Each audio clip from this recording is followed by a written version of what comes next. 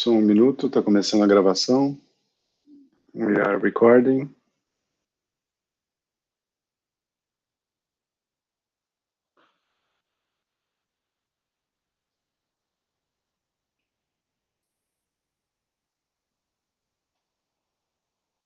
Okay, we are now recording. So, good morning, everybody. Bom dia a todos. Espero que todos estejam bem aí. We are going to continue the reservoir simulation class. Before I start, can you see the screen? Okay. My voice is okay for you?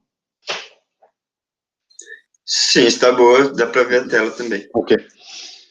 Okay, so today we're going to continue with our, I'm going to try to show you what's inside the reservoir simulation. I don't know if you have any questions about last class. If you have anything, any curiosity, just let me know. If not, I'm going to continue today with, I'm trying to show you today in a very simple way, try to show you what is inside a reservoir simulation. We have very, very different ways to construct a reservoir simulation, simulator model. I'm going to show the most used one and most simple one, which is the black oil model, as we're going to see in this class. And I'm going to try to show in a very simple way, because there are students of several areas here, how these equations, mathematical equations, and physical behavior is inside the reservoir simulation, okay? So for those who have experience in reservoir simulation, maybe the class is too superficial, but the idea is to give opportunity to everybody to understand what is inside. And our focus is not to build a reservoir simulation again. Our focus is to know what's inside so we can use better the tool, okay? So let's go. Some of the material here is more or less the same as last class, but now I'm trying to go a little bit deeper into the equations, okay? So the idea is we are combining the mass balance equation, and when we have difference in temperature, also the energy balance equation.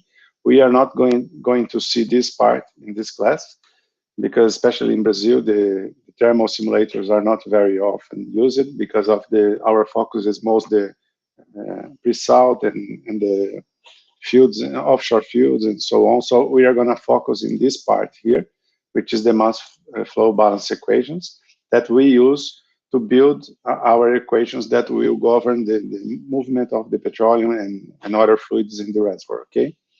So the basic tools we are going to use is the partial differential equation, and we are going to apply it to a volume elements to understand how we combine the material balance of this volume element into the reservoir, okay? So we are going to combine some equations, some physical equations that represent the problem, apply it to a volume element, use some initial conditions and boundary conditions, as we're going to see. And then we're going to show how to solve these equations and how the simulator solves the equations and some aspects of this. So the number and type of equations will vary, okay? So it changes with the reservoir characteristics, it changes with fluid properties, recovery process, and also the resources available that we have, like computational resource, the money and time that we have to do the study. So we have, as we have seen in last class, we have to select the best model we can to perform the activity we need, okay? And depends, of course, in all this, the purpose of the study, the physical process to be modeled, the complexity of the problem we're going to solve, the reservoir description quality, because sometimes we don't have a lot of data, so there is no sense in evaluating a very fine grid if you don't have this description and this information, the quantity and quality of production data we have, the accuracy we require, the time and cost. So there are several aspects that we have to consider in order to select the best simulation model for our problem, okay? I'm going to try to give you today some hints on how to use it. So before we select the model, we have to understand what's inside. That's the focus of our class today. So of course, these equations we can solve analytical, numerical. In our case, we're going to solve it numerically because analytically we can solve only simple problems and simple boundary conditions. As we have a very complex geology and fluid behavior and so on, we are going to show you how to solve it numerically. Okay. And the main limitations we have today are the computers because of the memory of the computers and of the processing capacity. So we have to select very carefully the number of blocks and number of components we're gonna use, and also the information available, like information, production information, geology information, and so on. We have to be careful sometimes not to have a very, very detailed model. If we, for example, for a very green field, where we have just one well, just a few information, there is no sense in doing a very, very fine model in these cases, but we're going to see a little bit of this, okay? I'm going to jump this part. This part I think I gave last week. Some materials here are the same as last week, but in a different way, but I'm not going to repeat unless you have any questions about last class, okay? So as we have seen last week, the main aspects we have to consider in order to select the reservoir simulation models are, first of all, the fluid.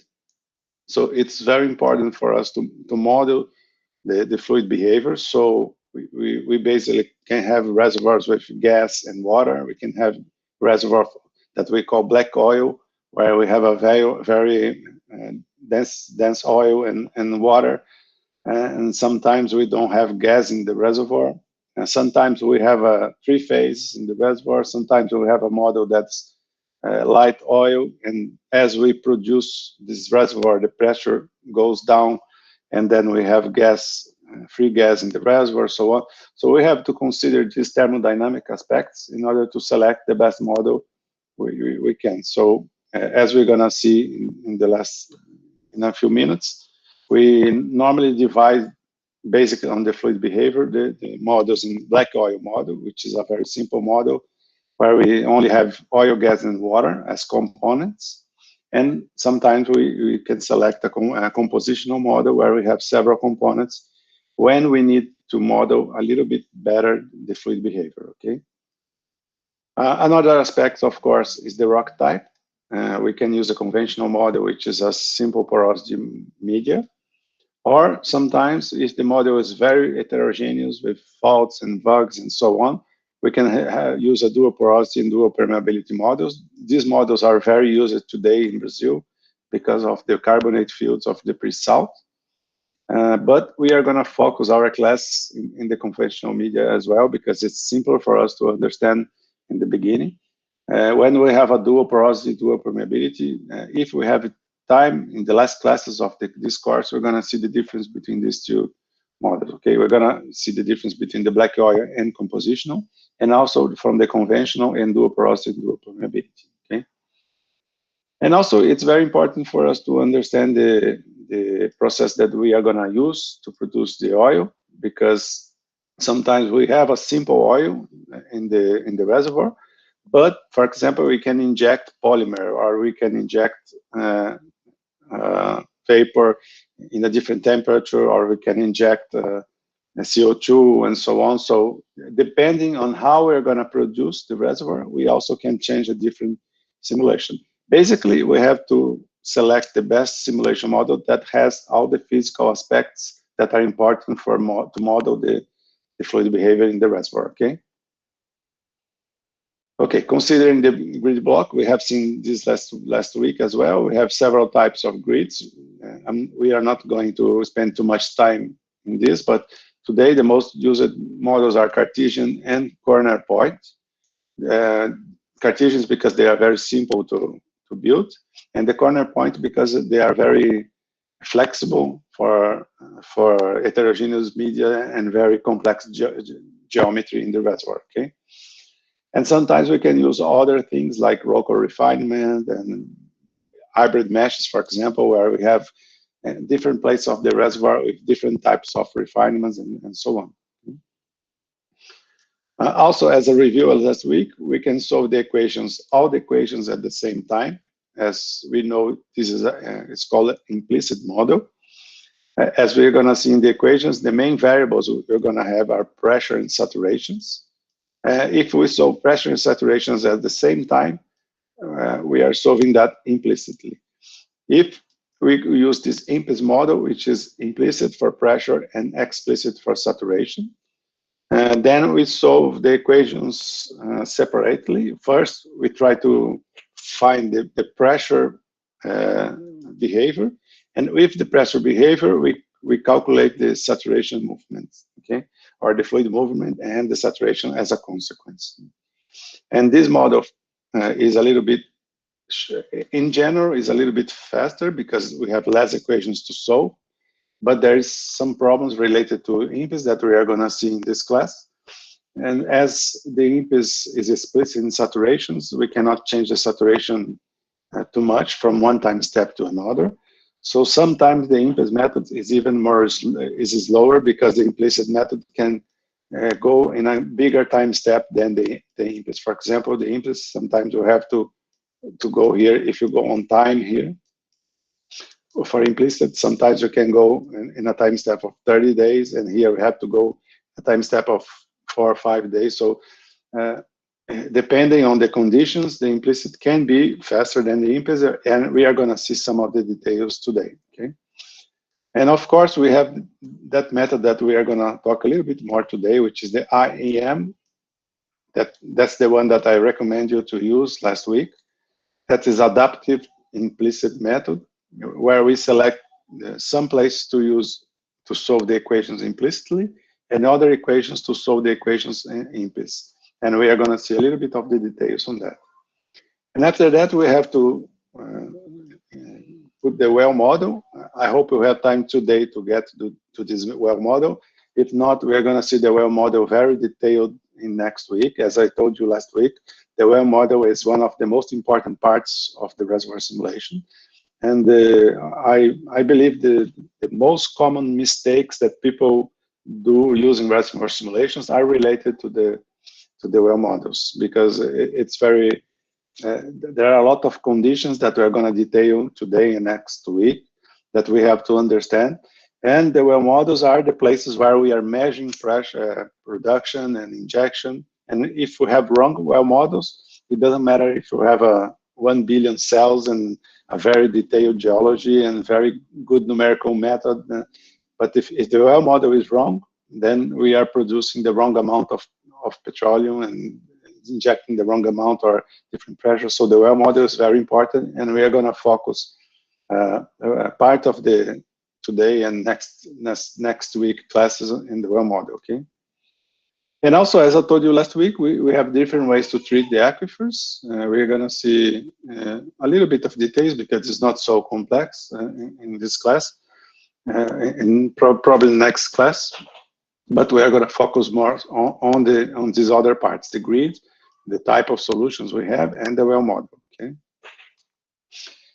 Again, as I told you last week, we have this physical model. It's important for us to have to mimic the physical behavior in order to construct the mathematical equations to solve the petroleum movement in the reservoir.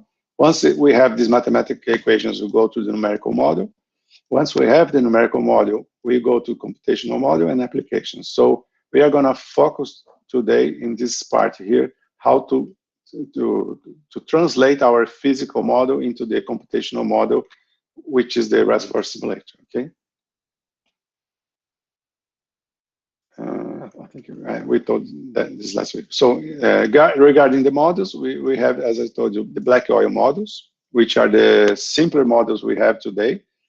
They are simpler, they're compositional because they are only 2 hydrocarbon components that we, as I told you last week again, they are called oil and gas. So these are components.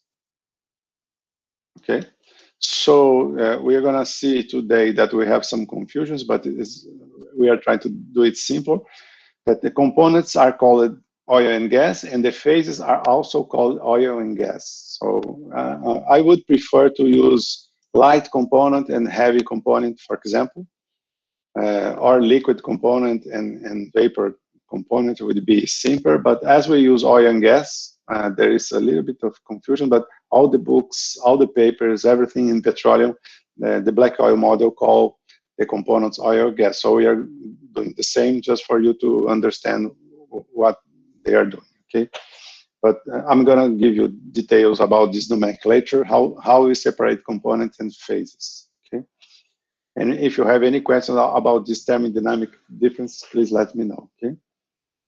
So we have two components, which is oil and gas, and two phases that are oil and water, okay? We have three components, two hydrocarbon components plus water here, okay? So we have three components normally in the black oil, and two phases, the oil and water, or three phases if you have light free gas in the reservoir, which is gas, oil, and water as well, okay? So the gas can exist in the gaseous phase or dissolved in liquid phase, as we're gonna see in the equations here. So the important message here is that as we have three components, we are going to solve for the black oil models 3 equations per grid block. Why? We're going to see in some minutes that we normally write the mathematical equations trying to reproduce the mass balance of these components in the reservoir.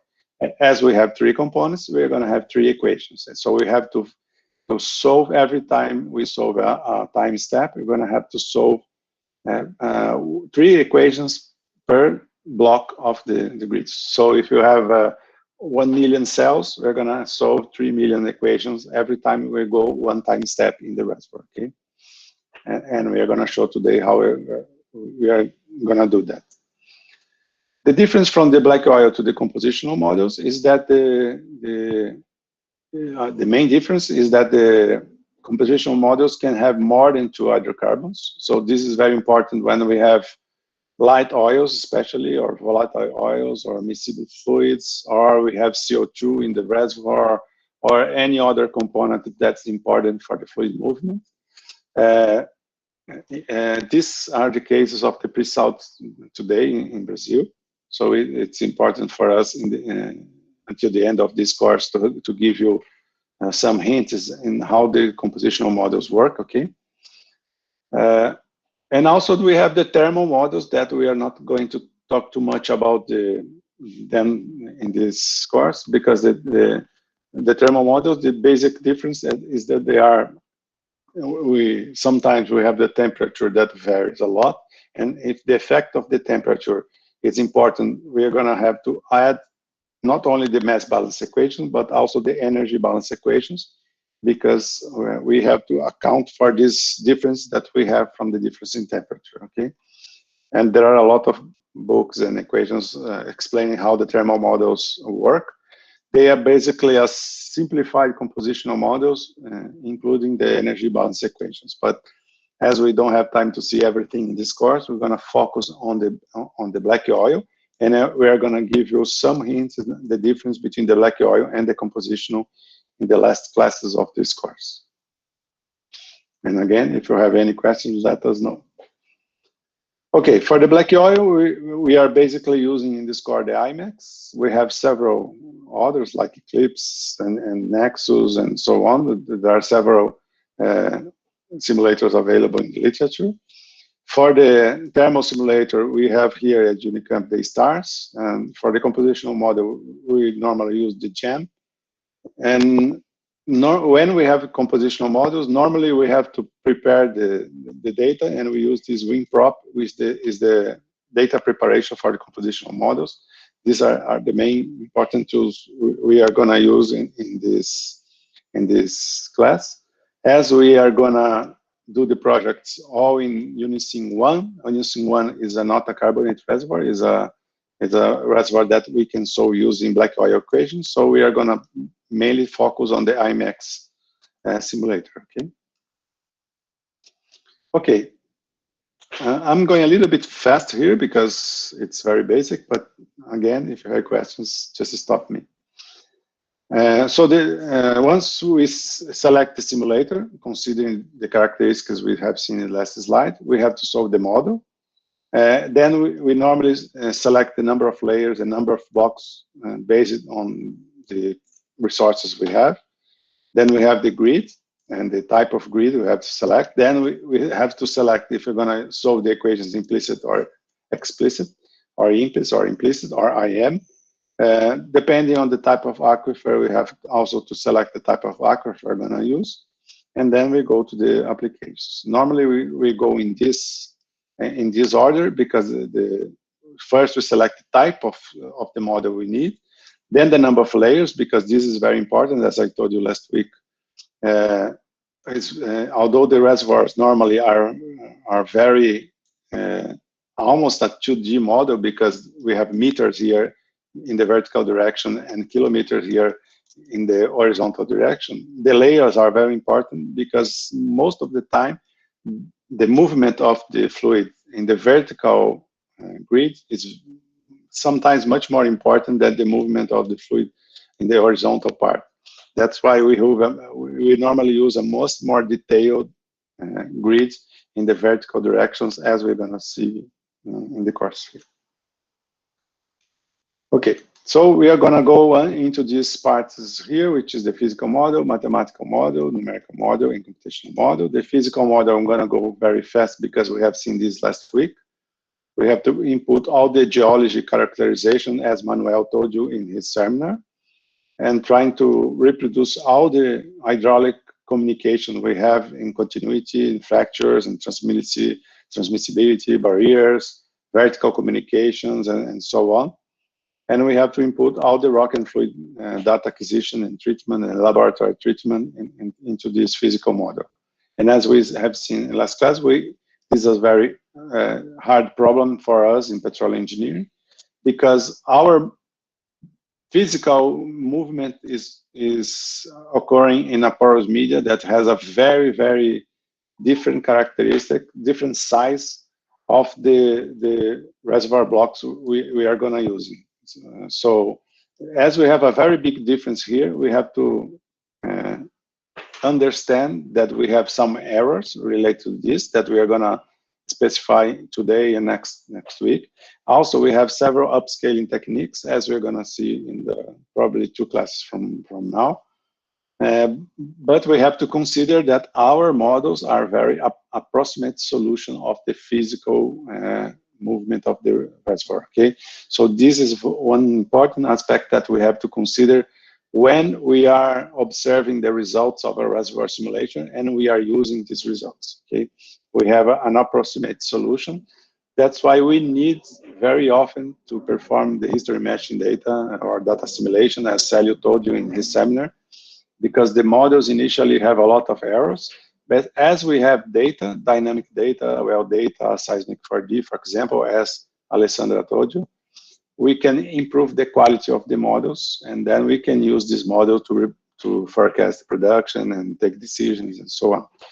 But for us, today and next week, I'm going to try to concentrate in showing what's inside and what are the consequences of these characteristics, which is the numerical method that using a grid size and a time step size that is much more coarse than the problem we are solving. Okay, this is very different from other areas of engineering. I don't know if you have worked in numerical methods in other areas of engineering, but as we observed in other areas of engineering, the quality of the solution normally is much closer to the physical aspects that they are trying to solve. In our case, the fluid is very simplified, especially in black oil models, for example, and the grid is very simplified. So we have some, and also the well model is very simplified. So we have to account for that when we are considering our solutions, okay? Don't forget that when you are analyzing the reservoir simulation results. So in order to that, we have to select the simulation grid here.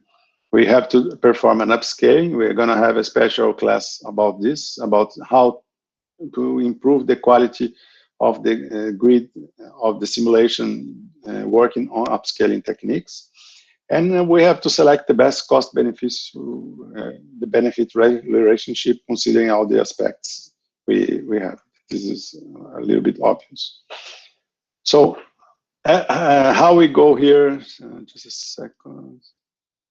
Okay, how we go here, we have the conservation loss. We are going to concentrate in next 2 days, today and next week, in the mass conservation law. Okay, the properties, we have to consider all the physical aspects that we are considering, especially for the fluid behavior and the phases equilibrium. We are going to see that the other difference that the black oil and the compositional model are in how we calculated this phase equilibrium. In the black oil, it's a very simplified way to do it. So that's why it's faster. And in a compositional simulator, we use some thermodynamic equations to solve for a phase equilibrium of the phase. And that's why it's a little bit slower than the black oil model, okay? And also, we also have to consider the capillary pressure that we are gonna show in the equations that are important for us, because we have a fluid movement and a porous media, and the capillary pressure may be a very important drive mechanism for this movement, okay? And as additional equations, we're gonna see that we know that adding all the saturations, we're gonna go to 1, and add all the molar fractions for all the components. We also add 100% here, or 1, okay? And we're gonna select the equations we're gonna use. We are gonna concentrate in the conventional equations here, in convection equations, sorry, which is basically, we are concentrating our analysis that the fluid is movement based on gravity. Sorry for the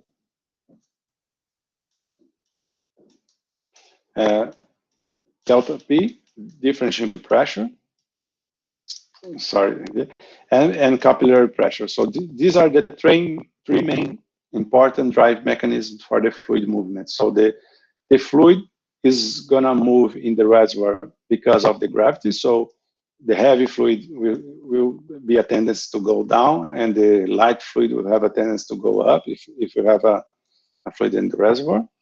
Also, the fluid is going to move because of difference in pressure. For example, if you have a reservoir and we are injecting water, for example, we are increasing the pressure around the injector and producing, we're going to decrease the pressure around the injector. So the fluid will move into direction from the injector to the producer because of the difference in pressures, okay? And also, we have to consider that the capillary pressure will also be important for the equations, because as we are moving the fluid in the porous media, the capillary pressure may have important drive mechanism in that, okay? So we are gonna concentrate in this analysis going here. Of course, we can have diffusion, we can have chemical reactions and other things. If these are important for us, then we have to consider these equations into the reservoir, in the physical model, and then in the mathematical equations. But for us, we are gonna show you the black oil simplest model we have. That consider only these three important drive mechanisms, okay? Okay, apart than that, we have the initial conditions, which are normally in equilibrium. When we start producing from reservoir, the fluid is there for a long time, so it's already in equilibrium. We're gonna see that if you have three phases, for example, the gas is lighter, it will be in the top in the reservoir, then they have oil and then water, for example. So we have an initial equilibrium that we have to consider into the reservoir. We also have the boundary conditions that we have several types. We're gonna deal that mathematically in a few minutes. But we can have, for example, if no rates, for example, if you have a reservoir and we know that we have a barrier here and have no flux from the reservoir to the outside, or for example, it's no rate, or we can have a constant flow rate boundary conditions. For example, if we are producing a well in a constant rate, Or you can have a constant pressure as well, that we are producing, for example, from our aquifer in a constant pressure, or for a well, and so on. Okay, so we're gonna show you how we are gonna consider these three types of boundary conditions into our equations. We also consider wells as boundary conditions, as we're gonna see, and then we're gonna probably next week, or maybe today, we're gonna show how these wells are considered as boundary conditions, and then the aquifers and the reservoir boundary conditions as well.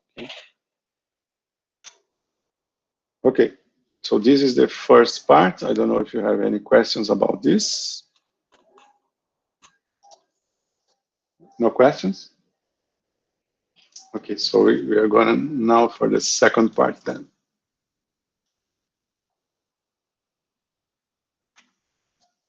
Oh, sorry. Let me see. Oh, no, this is the wrong one.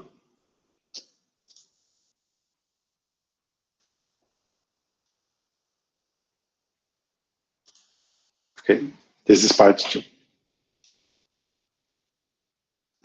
No questions? Everything is okay? Okay. So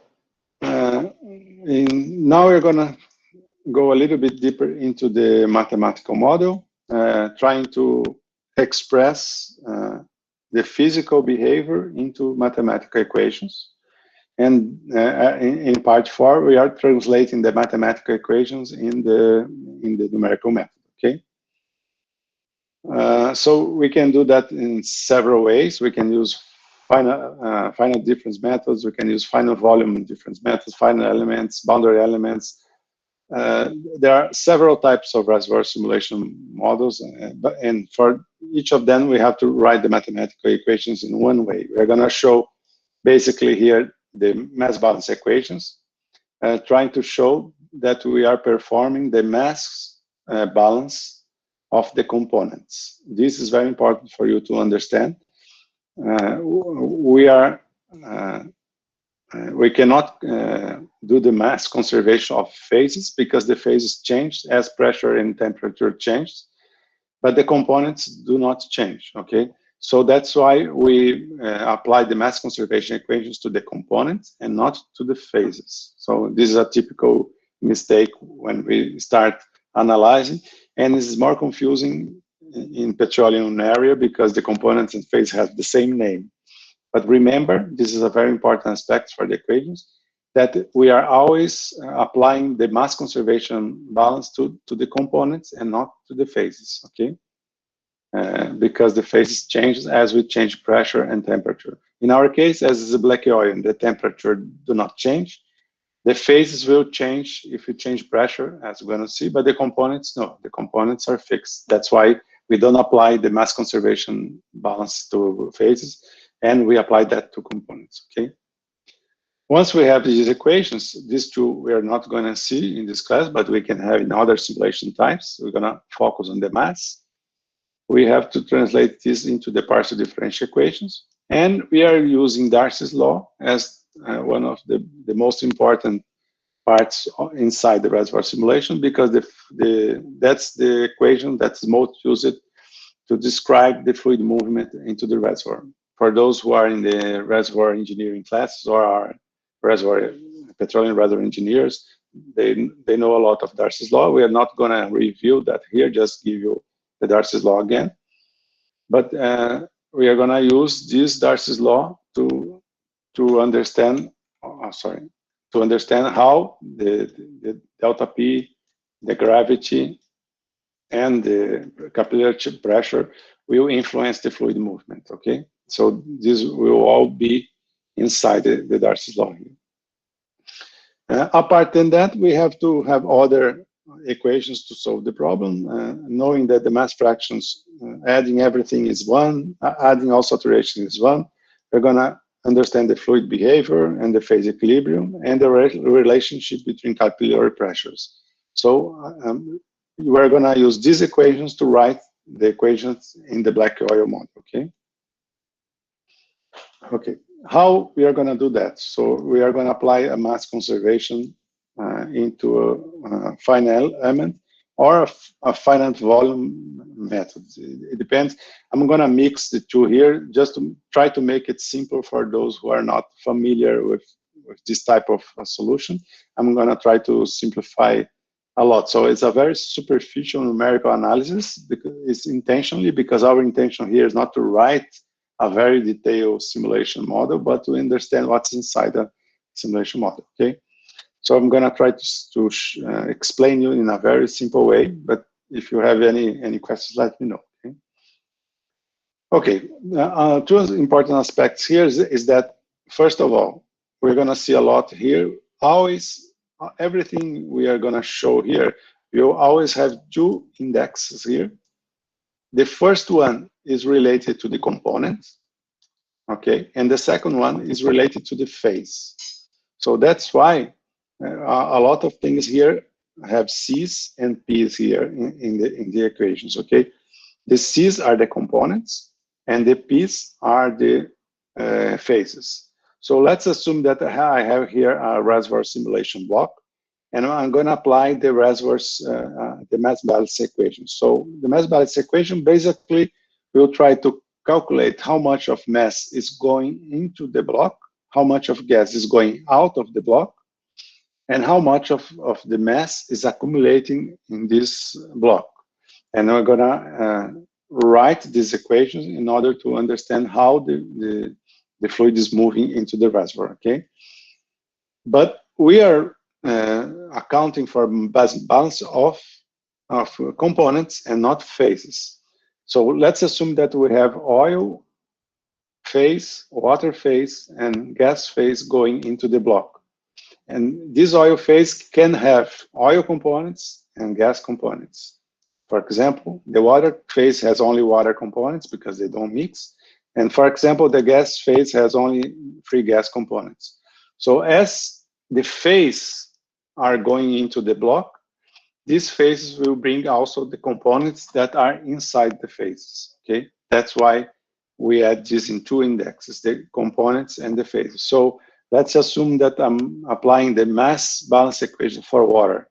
So I have to see how much water, of phase of water is going in, and then I account for the amount of component water that's going in.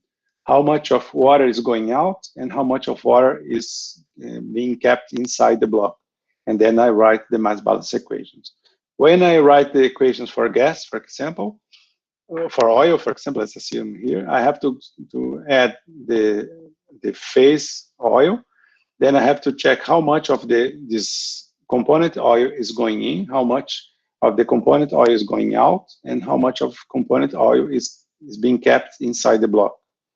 And when I write the gas equation, the component gas, I have free gas and I have gas inside the oil. So I have to account for both, as we're gonna see in the equations in a few minutes. That's why maybe for you that are seeing that for the first time, is a little bit confusing, but I'm trying to repeat this several times, so try to make it simpler for you, okay? So we have the components and we have the phases, and they have the same name. But the gas component can be inside the oil phase or in the free gas phase. The water phase is inside the water phase. The water component is inside the water phase. And the heavy component, which we call oil component, is only in the liquid phase, okay? This is the most common equation for the black oil model. Of course, if you have a compositional model, that's why you are writing here C and P, we can have several components, for example, C1, C2, and so on. And then we have the phases, oil, water, and gas. Then, for example, the C1 can be only in gas phase. The C2 can be in oil phase and gas phase. The water component is only in the water phase, for example, and so on. So we have to consider all the balance of all the components for the compositional model. That's why we have more equations for the composition. And that's why we have only 3 equations for the black oil, because we have only 3 components, okay? I don't know how much you know of thermodynamics, but even for the compositional models, we don't use all the components that we have in the petroleum mixture. We normally combine some components some similar components with similar behavior. That's more or less what we do in the black oil model. We try to combine in the oil component, the gas component, for example, all the light components, for example, C1, C2. In the oil components, I don't know, C3 to C8, I don't know, and or C3 plus. All the components that are heavy, for example, than C3 or so on. So the idea of having this is to simplify the equation and have only a light component and a heavy component, okay? And of course, for those cases where this behavior, this fluid behavior is very complex, only two components is not enough to describe the fluid behavior. That's why we use compositional models, okay? But the mass balance equation is the same. That's why we are doing here the same, okay? Okay, so here I'm writing the equations in terms of mass balance equations. So we are adding the amount of mass that's going in and out in the three directions here, X, Y, and Z, as we have three directions here. We are using, for example, a Cartesian system here, X, Y, and Z. So we have to account for all the mass that is going in this direction, in X direction, all the mass that is going in this direction, which is this one, and all the mass that's going in this direction here, Y, Z, and X, okay? So if we add all the mass that's going inside in these three directions, we have this, we are adding all the mass that's flowing through the surface of this block, okay? Okay, how much of mass is going into this? How is the endpoint? Where is the max, the flux of mass here? We can say the flux of mass is given by the velocity. This is meters by second, okay? Then here is the density of the phase, which is kilogram, which is the unit of here is kilogram by cubic meters, okay? And so if we have here, if we multiply here by the volume, which is cubic meters, we're gonna cancel these two. And we divide here by X, which is meter, okay, which is delta X here. We cancel this and this. So if we consider here the velocity of the phase, and then we multiply by the density of the phase, we have, and multiply this by the mole fraction of the component that are inside the phase. And then we multiply by the volume of the block and divide by X here, by the direction. We have how much of mass is going in kilograms by second that's going into the boundaries of the surface, okay? So again, we have the velocity, the phase velocity, multiplied by the density of the phase, multiplied by the fraction of the components that are inside the phase. Then we have a gradient of this in the three directions, X, Y, and Z. So we have the meters here. And then we multiply by the volume of the block. So we have here how much of mass is going inside and outside the block in kilograms by meter, okay? Okay, if I'm explaining this already, so if I divide this by volume and everything, I'm not spending too much time here. I have this it's missing a point here. The mass that's going inside is this one, and also we have to compare this of how much of mass it's accumulating inside the volume of the block. So here we have the density of the phase, which is again kilogram by cubic meters.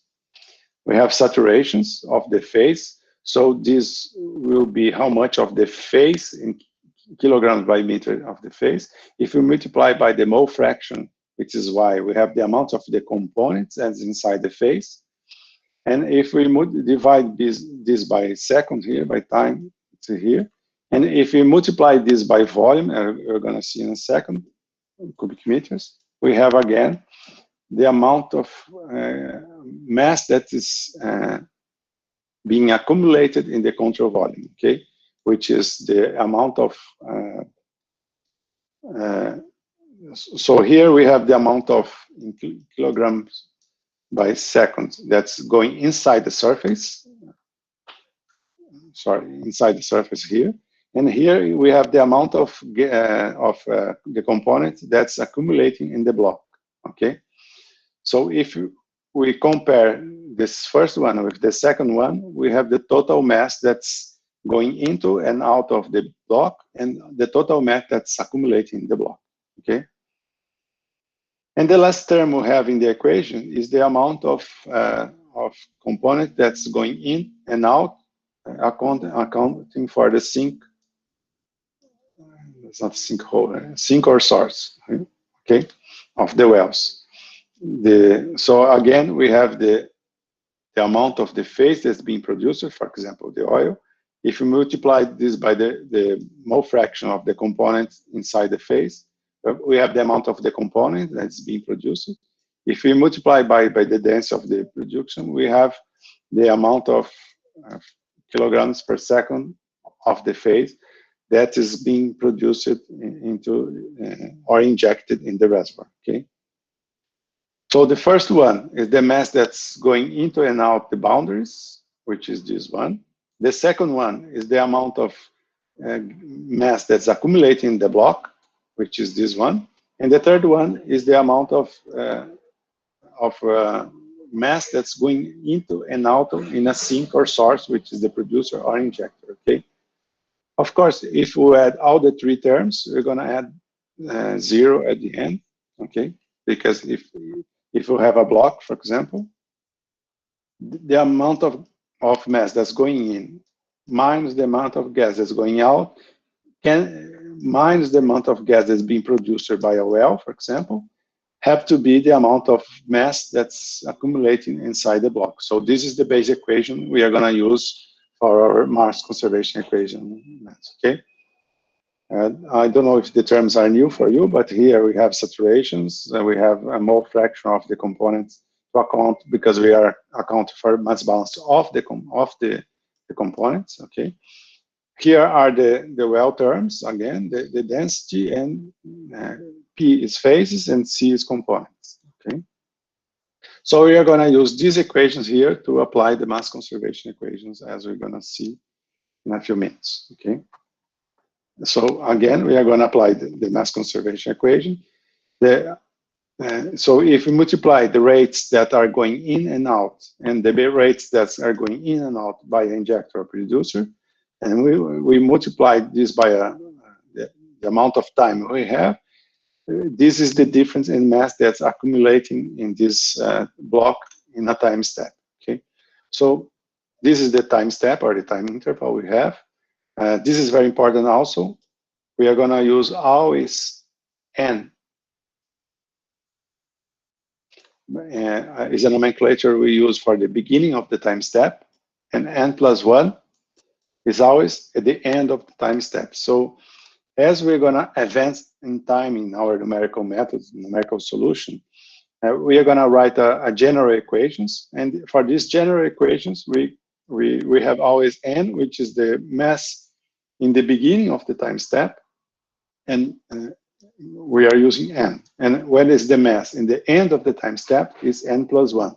So this is the beginning of the iteration, and this is the end of the beginning of the time step and the end of time step, okay? So remember this, because we are going to use this several times.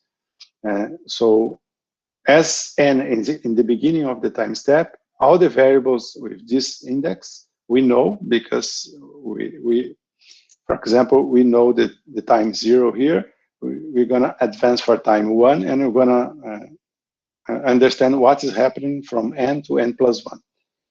If the variable is written in terms of N plus 1, it is an unknown that we have to solve, okay, as we're going to see in a few minutes. Okay, delta T is the time step, Kc is the component, the flow rate of the components. We're going to use the index I, J, and K for our grid block, and T for time. Okay.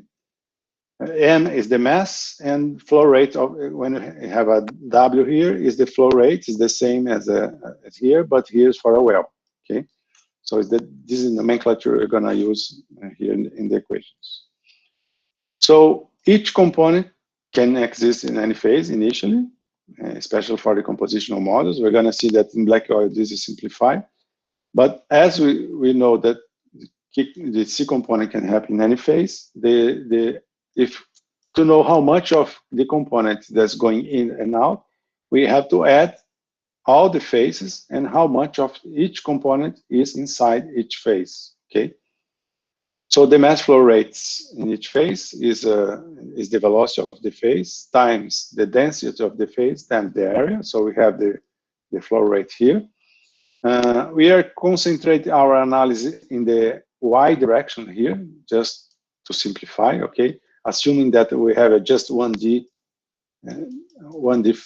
phase here, but of course, if you have movement in the 3 directions, we're going to show how the equations will change. But just to simplify a little bit, we are assuming that we have just in I direction.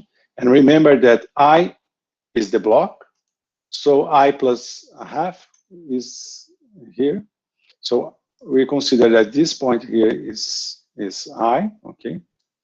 So I minus a half is the flow rate in the left part of the block, and I plus a half is the right part of the block.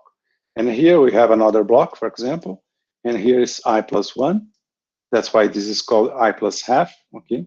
So I plus half is the rate between block I and block I plus 1, okay?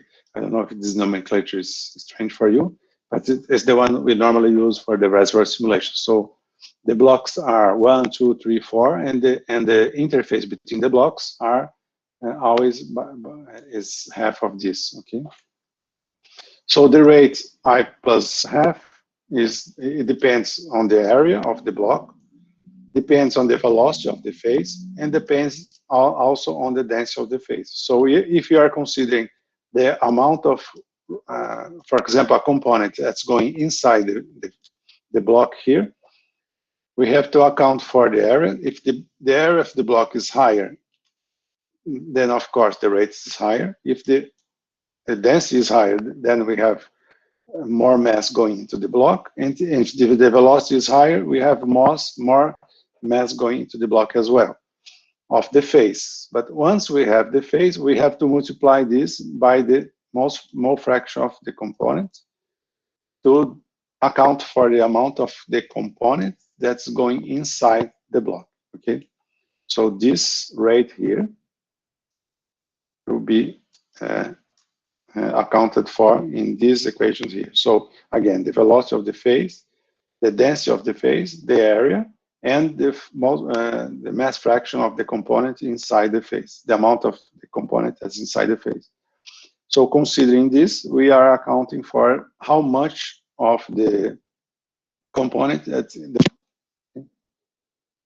okay. So we are going to use the Darcy's equations to account for the velocity of the phase. And I'm assuming that you already know the Darcy's law. So if you have any questions, let me know. But the Darcy's law is the most used law we use for account for flux in the porous media. The Darcy's law is governing this flux. It gives that the velocity of the phase is a function of the permeability, the relative permeability. It's inverse proportional to the viscosity of the phase.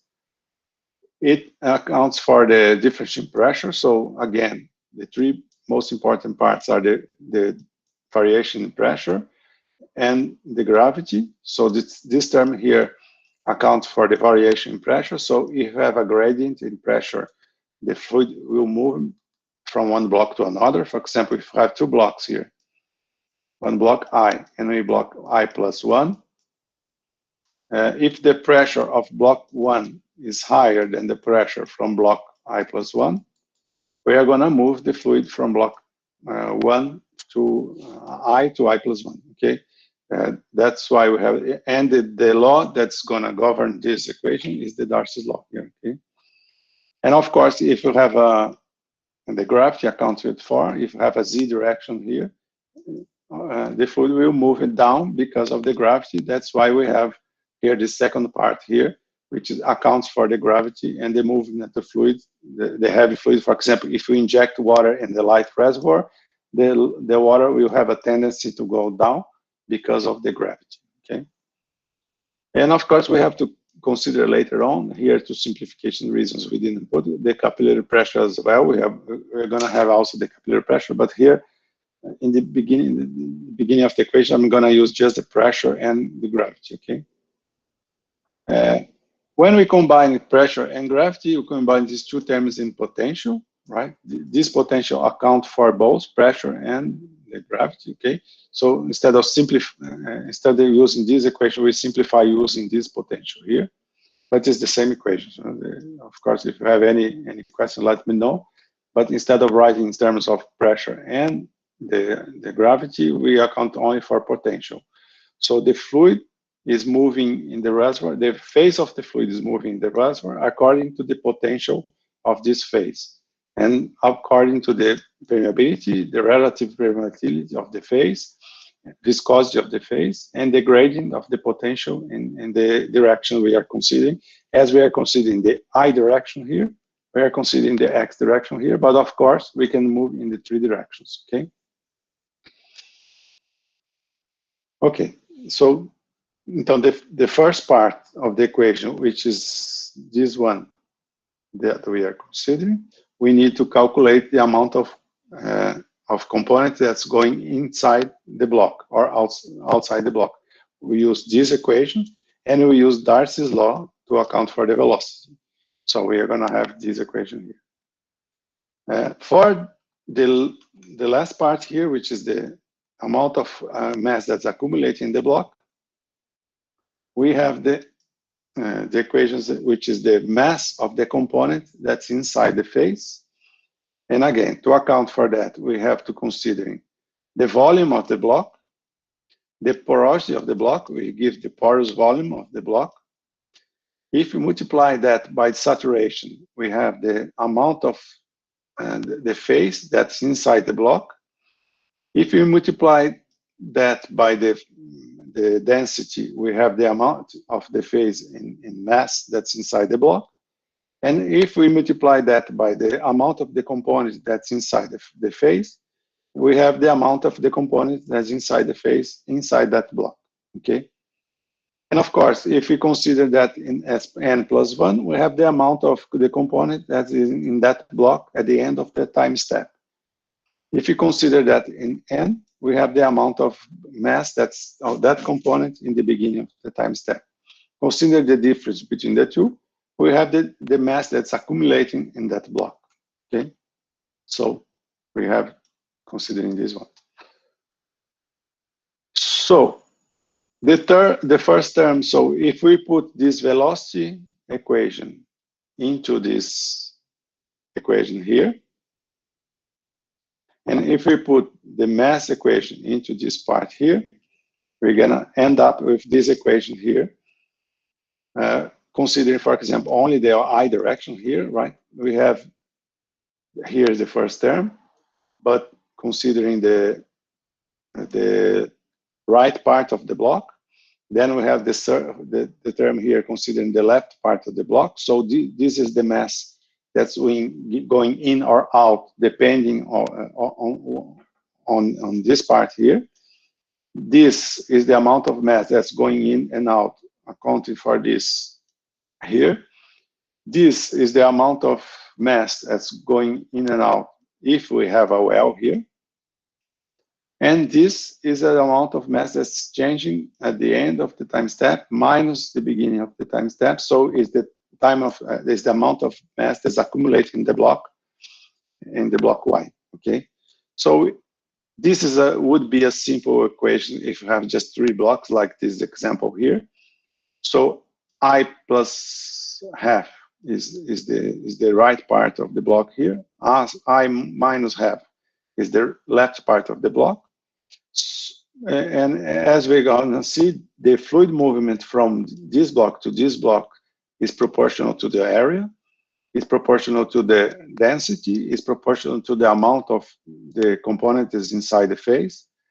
It's proportional to the mobility of the phase, which is given by the permeability and relative permeability and viscosity.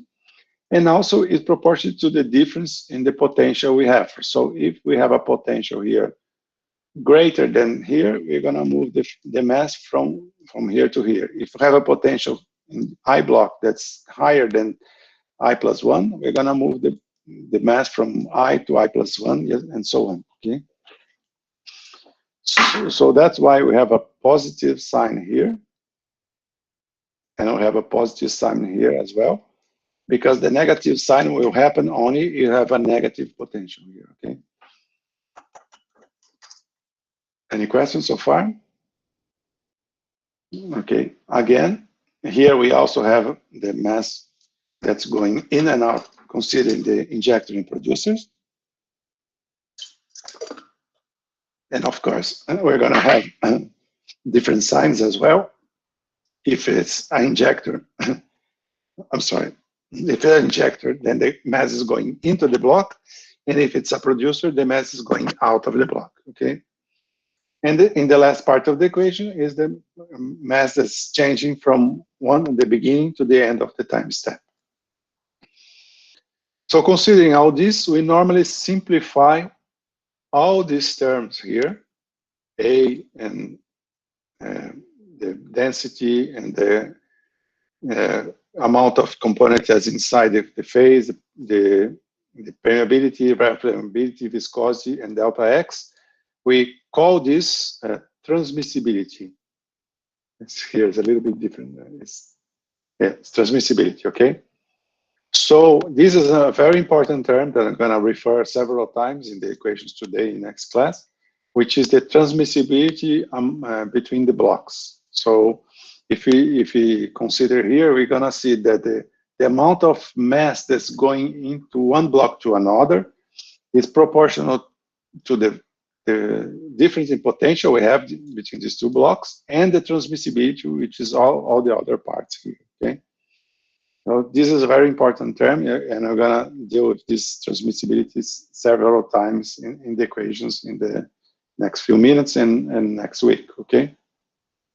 And of course, we're going to see that here in the well, we're going to have a similar term, which can also be called transmissibility, but we call normally productivity. So it's about the same. The amount of mass that's going in and out of the wells have similar term, but instead of calling that transmissibility, we're going to call that productivity and injectivity. And we're going to see that it's also a function of the difference in potential inside and outside the wells, and the productivity and injectivity, but the terms are the same. So basically, we are trying to write the equations saying that the oil, the water, and gas components are moving into the blocks here. And this is the equation that is governing this movement into the reservoir, okay? So the equation shows that the amount of these components that are moving from one block to another are proportional to the difference in potential we have here and the transmissibility among the blocks, okay? Okay, so putting this transmissibility term into the equations, we have a little bit simpler equation, which is the transmissibility times the difference in potential. Here in the right part, transmissibility times the difference in potential in the left part, the well, and the mass accumulating from the beginning to the end of the time step. So in order to simplify a little bit more the equations, we normally see in the books this equation here that accounts for this delta, transmissibility delta potential. That means exactly this one, this here. Instead of writing all this, because we have three directions, we're going to see that this term is a little bit complex. We simplify this in the equation, calling this the variation in transmissibility. But this account here is only for I direction, and here is for I, J, and K, okay, for 3 directions. So it's a 3D component. So we have to account for the fluid movement in the I directions, in the left part and the right part, in the J direction, which is the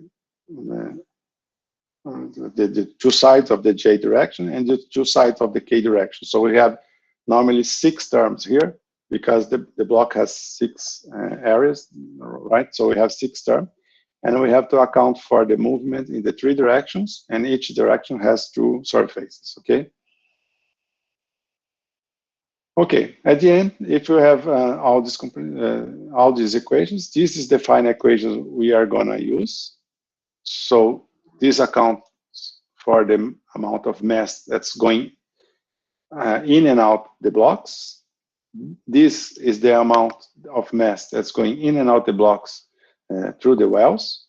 And this is the amount of mass that's accumulating in this time step in the reservoir, okay? So if we add the 3, it has to be 0, or the amount of gas mass that's going in and out has to be the same as the amount of mass that's accumulating inside the block, okay? And considering that we have NC components, we are gonna have C and C equations, okay?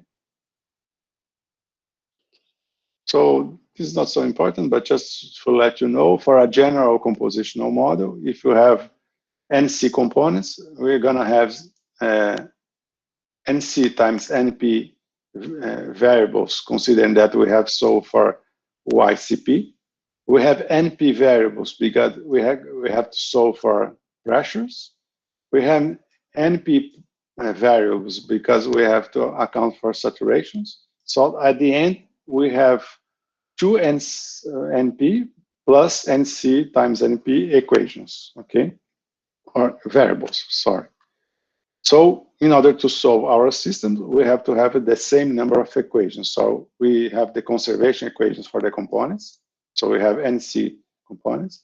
We have to account for capillary pressures. So we have NP plus minus 1 equations. We have the phase equilibrium. So we have NC times NP minus 1 equations. We know that adding all the fractions of the components in the phase, we're going to have 1. So we have NP equations. All the saturations must add 1, so we have another equation here. So if we add everything here, we have NCNP plus 2NP. So this is equal to this one. So this is the system that we normally have to solve in a compositional model. And of course, if it's a black oil model, the C is equal to 3, okay? So that's the same for black oil.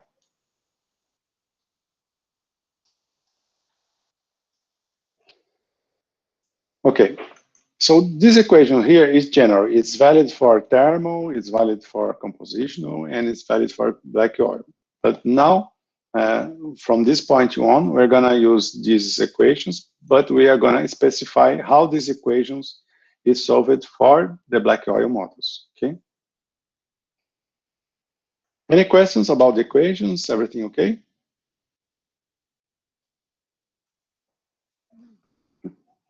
Okay, sometimes I don't even know if you are there because nobody talks anything, so everything okay, right?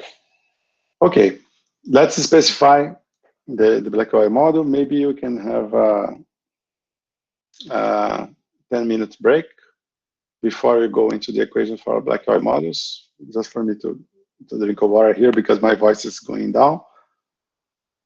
So now it's 9:09. We're gonna stop here for 10 minutes. So in 10 minutes, we are back, okay? I'm gonna stop the recording also and record again the other part.